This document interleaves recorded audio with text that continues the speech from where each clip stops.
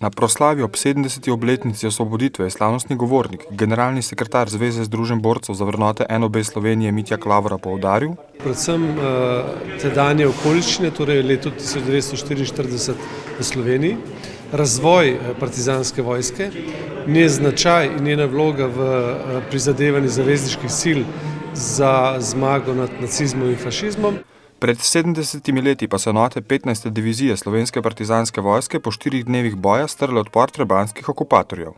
Poseben poudarek, ki mu je pa treba tukaj seveda dati mesto, pa je kolaboracija. Namreč posadka, ki je v tistem času branila Trebnje, je bila sestavljena iz domobranskih enot pod nemške poveljstva. Trebnje je bilo okupirano po Nemcih 44. Kateri so pomagali naši ljudje, domači, bi rekel, tudi tako imenovani domobranci. In v tem obdobju, ko ga zdaj danes se spominjamo, so pač partizani organizirali napad na Trebnje. Tako so uspeli pregnati domobrance in Trebnje nikoli več ni bilo okupirano na tak način, še dodaja.